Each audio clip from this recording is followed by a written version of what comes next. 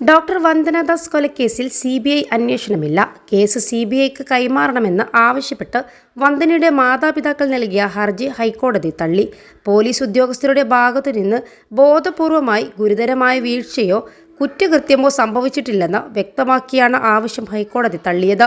കേസിലെ പ്രതി സന്ദീപിന്റെ ജാമ്യാപേക്ഷയും കോടതി തള്ളി. കേസിൽ 90 ദിവസത്തിനുള്ളിൽ തന്നെ അന്വേഷണം പൂർത്തിയാക്കി പോലീസ് കുറ്റപത്രം സമർപ്പിച്ചിട്ടുണ്ട്. ഉദ്യോഗസ്ഥരുടെ ഭാഗത്തുനിന്ന് ഗുരുതര വീഴ്ചയോ കുറ്റകൃത്യം സംഭവിക്കുകയോ ചെയ്തെന്ന് കോടതിക്ക് ബോധ്യപ്പെട്ടാലാണ് കേസ് CBI പോലുള്ള ഏജൻസികൾക്ക് വിടാറുള്ളത്. ഈ കേസിൽ സന്ദീപ് മാത്രമാണ് പ്രതി, മറ്റാർക്കും തന്നെ പങ്കില്ല. ഡോക്ടർ വന്ദനദാസ് കൊല്ലപ്പെട്ട സംഭവത്തിൽ പോലീസിന് ഗുരുതര വീഴ്ചയെന്ന് മുന്നേ കണ്ടെത്തിയിരുന്നു. കൊല്ലം റൂറൽ SP നൽകിയ റിപ്പോർട്ടിന്റെ അടിസ്ഥാനത്തിൽ വീഴ്ച വരുത്തിയ പോലീസ് ഉദ്യോഗസ്ഥർക്കെതിരെ DIG R നിശാന്തിനി അന്വേഷണത്തിന് ഉത്തരവിട്ടു.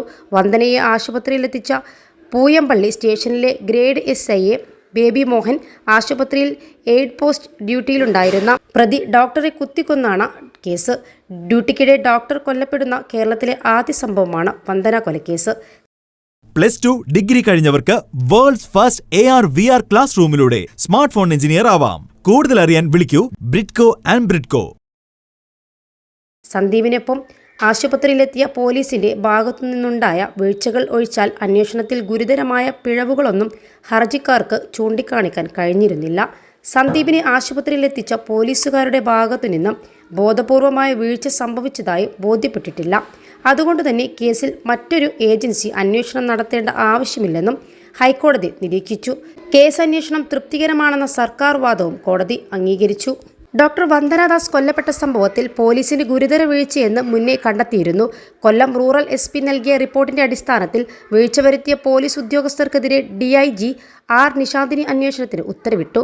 വന്ദനയെ ആശുപത്രിയിലെത്തിച്ച പൂയംപള്ളി സ്റ്റേഷനിലെ ഗ്രേഡ് SI ബേബി മോഹൻ, ആശുപത്രിയിൽ എയ്ഡ് പോസ്റ്റ് ഡ്യൂട്ടിയിലുണ്ടായിരുന്ന മണിലാൽ എന്നിവർക്കെതിരെ വകുപ്പുതല അന്വേഷണത്തിന് ഉത്തരവിട്ടിരുന്നു. അക്രമാസക്തനായ പ്രതിയെ നിയന്ത്രിക്കാതെ ഇരുവരും ആത്മരക്ഷാർത്ഥം മാറി നിന്നെന്നാണ് റൂറൽ SPയുടെ അന്വേഷണ റിപ്പോർട്ടുണ്ടായിരുന്നത്. മെയ് 10 കൊട്ടാരക്കര താലൂക്ക് ആശുപത്രിയിൽ ഹൗസ് സർജൻസിക്കിടെ വന്ദനദാസ് കൊല്ലപ്പെട്ടത്.